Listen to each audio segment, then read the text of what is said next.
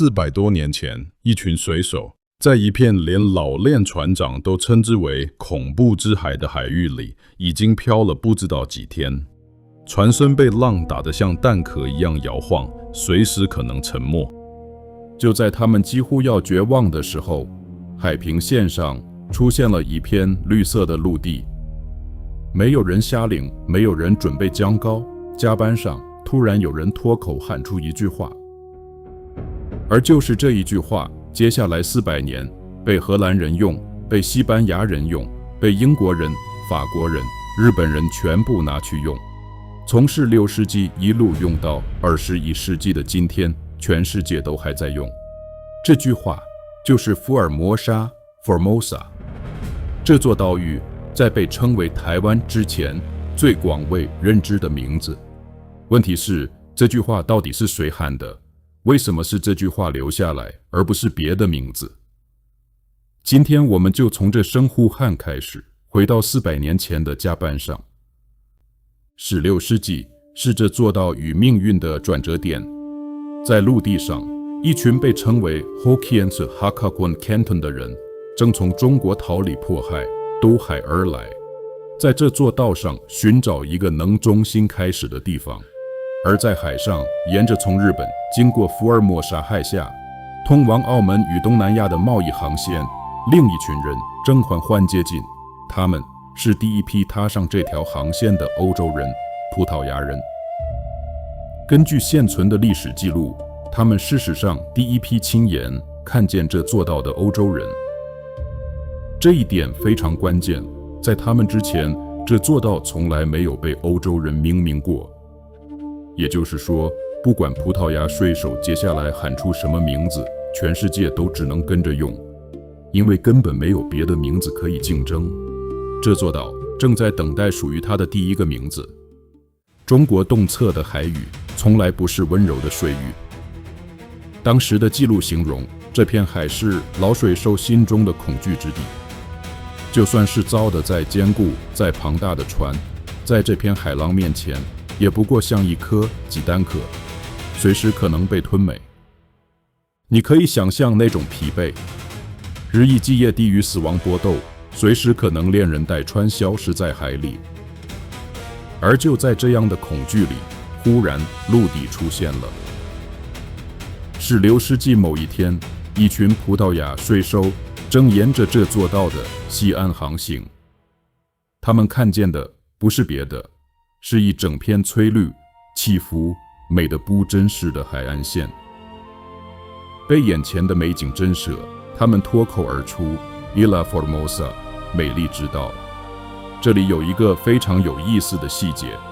在所有留存至今的史料里，没有任何一份文献写下这句话究竟是哪一个人喊出来的。史料里的用词永远是某些葡萄牙冒险家，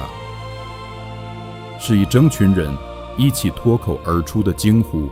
而不是某一位英雄船长、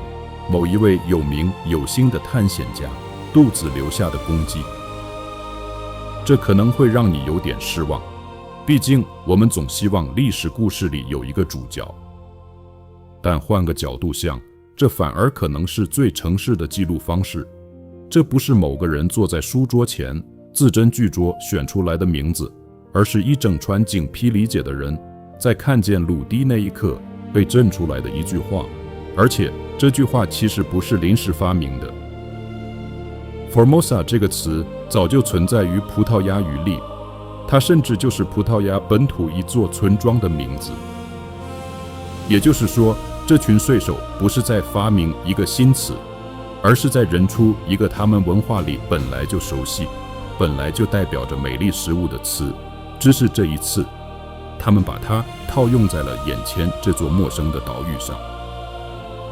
这里我们要问一个关键问题：葡萄牙人后来有没有留下来统治这座岛？答案可能出乎你的意料，没有。葡萄牙是当时全世界扩张范围最广的海上强权之一，知名的从巴西一路延伸到澳门、日本，但在福尔摩沙，他们什么都没留下，没有城堡，没有商站，没有教会，没有任何一套知名行政体系。葡萄牙人自己留下的东方航海记录里，完全没有提到他们曾经在这座岛上建立过任何据点。后世的研究者反辨识了，也找不到任何足以证明葡萄牙人曾经定居福尔摩沙的证据。不过，有一个传说一直流传，据说葡萄牙人曾在西元1590年左右与基隆盖过一座堡垒。这个说法经得起检验吗？并不太经得起。有一分析了直接指出，这很可能只是一场误会，把葡萄牙人明明了这座岛误传成了葡萄牙人定居了这座岛。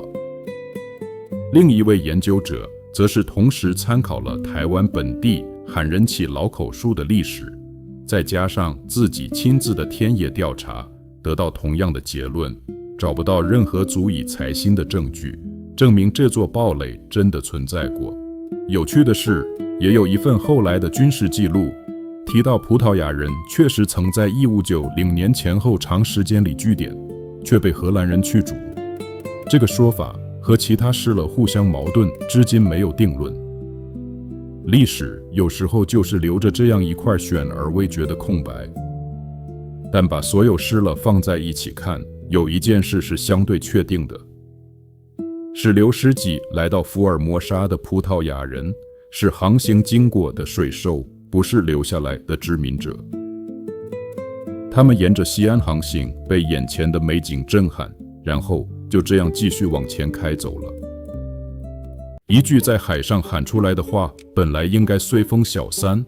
除非有人把它写下来。而把它写下来的不是葡萄牙人，是一位荷兰人。这个人叫林斯霍腾 （Lin Schotten）， 是一位受雇于葡萄牙的荷兰籍领航官。他把这座岛以 Formosa 之名正式记录在自己绘制的海图上。这一步才是真正让这个名字永久化的关键动作，不是那声呼喊本身，而是它被写进了海图。你要知道，在那个年代，海图就是航海的圣经。一旦一个名字被印在海图上，之后不管是哪一国的船只，哪一国的水手，只要参考这张海图，就会自动继承这个名字。而想要换掉这个名字，等于要把市面上所有流通的海图全部重新绘制。在那个地图靠手工复制极度珍贵稀有的年代，这几乎是不可能的任务。于是，这个名字就这样从一句葡萄牙水手的惊呼，变成了荷兰人、西班牙人、英国人、法国人通通都在用的共同词汇。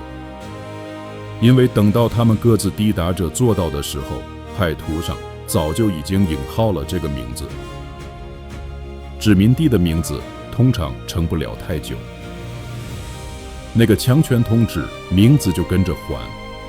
但福尔摩沙打破了这个规则，原因可以拆成3层来看。第一，这个名字没有东西可以取代，因为葡萄牙从来没有真正统治过这座岛。后来的强权，不管是荷兰还是西班牙，用这个名字完全不需要承认什么葡萄牙主权，因为那种主权根本从来就不存在。这个名字纯粹只是海图上的一个地名，没有政治代价。第二，这个词本身就很好用，当时的文献形容它悦耳而且贴切，好听又准确，因为源自拉丁语系美丽这个意思，西班牙人、荷兰人、英国人、法国人几乎一看就懂，完全不需要翻译。第三，这个名字在北雍在这座岛之前早就已经是真的了，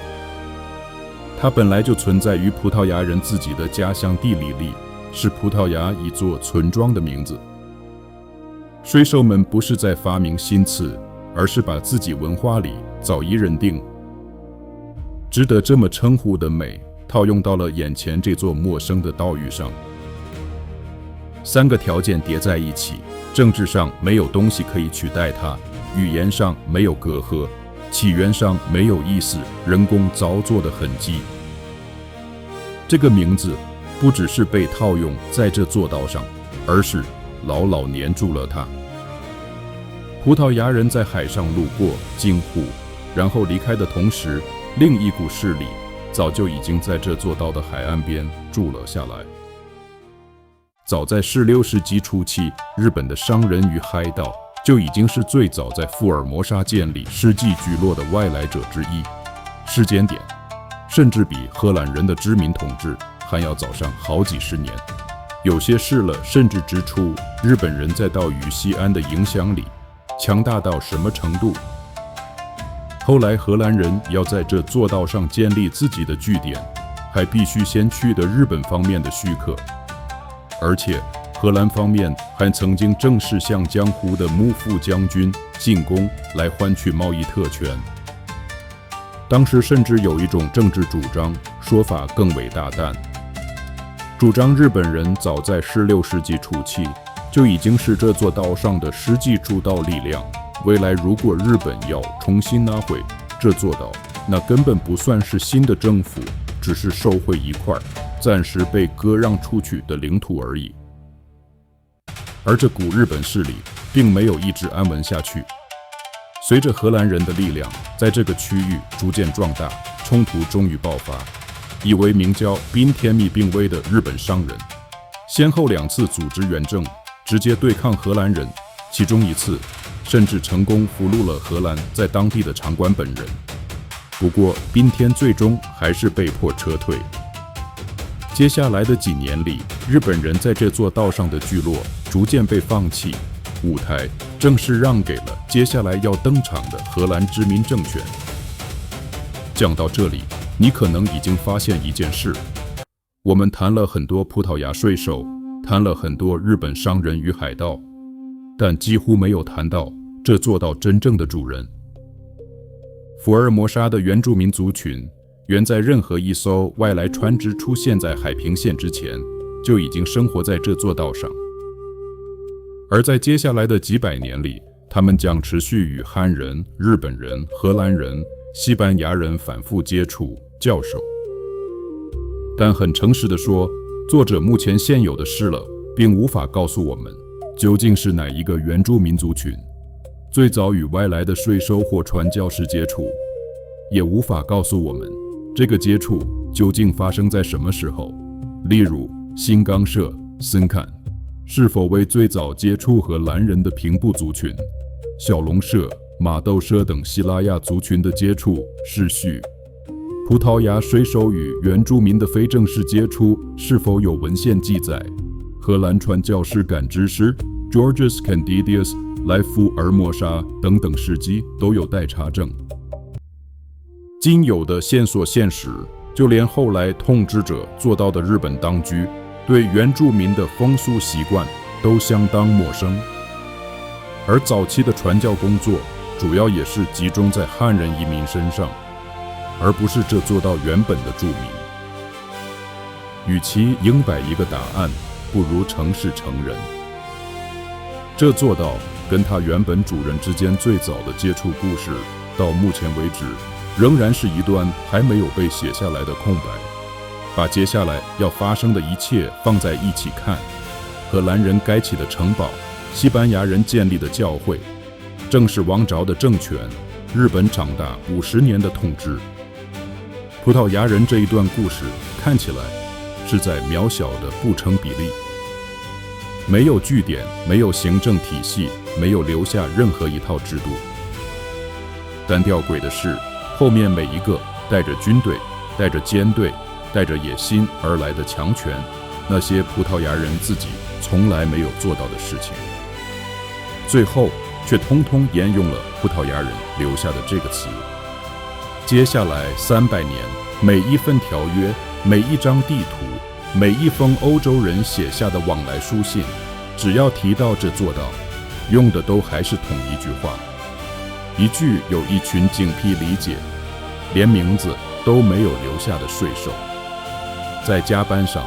脱口喊出的惊呼，这或许是福尔摩沙历史里最奇特的一个事实。这座岛的名字不是被水政府出来的，它是被人出来的。在某一天，被一群劫后余生终于看见陆地的水手喊了一声，然后再也没有人放手。葡萄牙人给了这座岛一个名字，然后转身离开。下一集我们要谈的是真正留下来的那群人。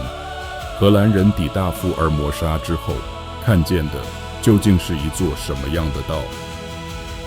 如果你喜欢这种从事料理，一层一层挖出被忽略细节的说故事方式，记得订阅频道，按下小铃铛。我们下一集海上见。